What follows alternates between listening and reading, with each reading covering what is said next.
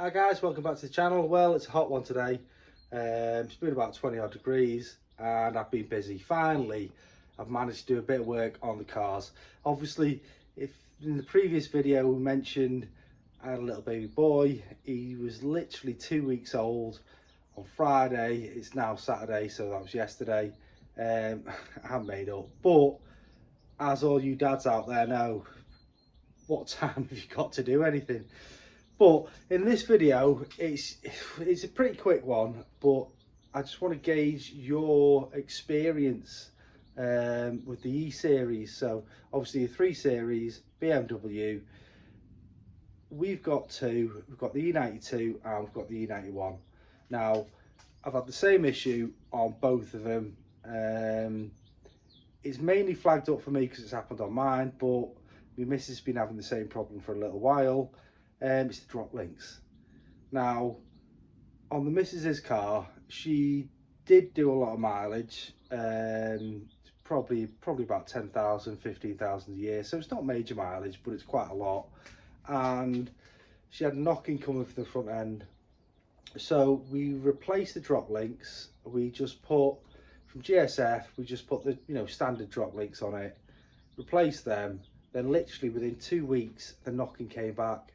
So at the time, the weather was crap. So basically, I said to her, just take it to a garage. She was getting some other work done. She was getting the rear wheel bearing done and stuff like that. So take it to the garage, just get them to do it. So they replaced the drop links, and literally within a month, they were knocking again. So we took it back to them, said, look, these are knocking again. They said, crap parts. So we're like, right, fair enough. We'll go for the premium brand from GSF. So a little bit extra. That's what I put on the E91. So it'll be interesting to see how they fare on that. They were, I'm going to say 20-25 quid a side. So not that expensive. That's not fitted. That's just from GSF.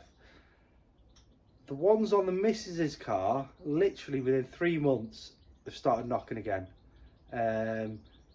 So obviously, because I'm doing mine, I thought, right, I'm going to buy BMW standard parts. Now they're expensive, so just to put it in perspective, I'm going to call it 50 quid it's cost for mine. That's both sides done. For the missus's car, 115 quid, and the drop links don't even come with the nylock bolts on them. They're an extra.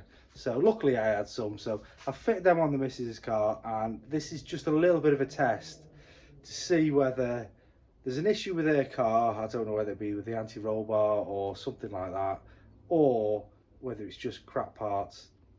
So obviously on mine, fitted the GSF premium brand drop links. On the missus's car, BMW factory drop links.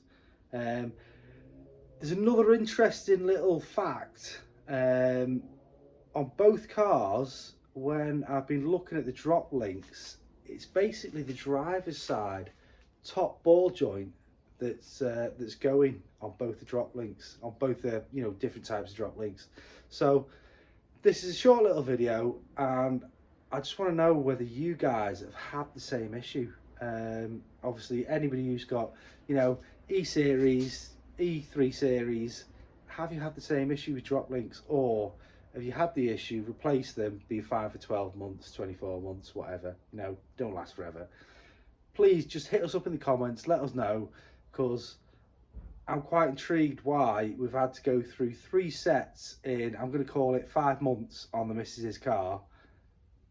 And obviously the ones on mine, I've had the car literally coming up to a year. It'll be a year this month, no problem, started knocking. So hopefully the normal GSF ones will do, premium branded GSF ones will do on mine. Don't know why the missus' car is started knocking. Maybe it's the way she drives it, maybe it's the road she's driving on. I don't know.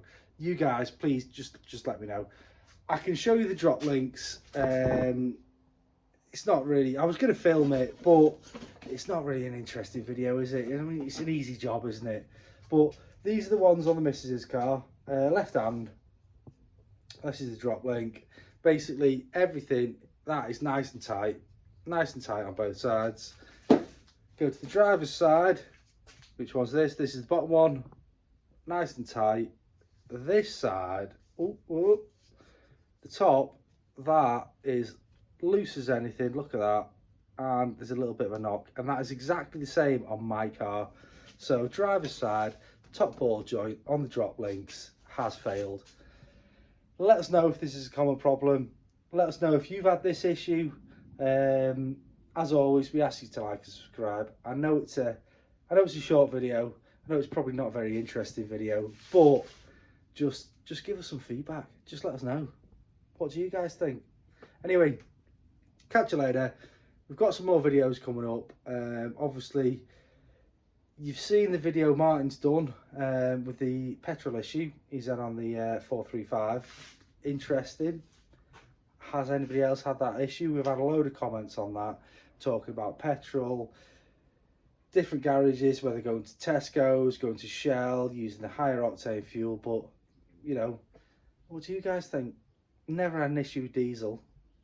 Maybe you should get another 330 or 335, or maybe even a 435. What do you guys think? Anyway, as I've said, like and subscribe. We'll catch you in the next video.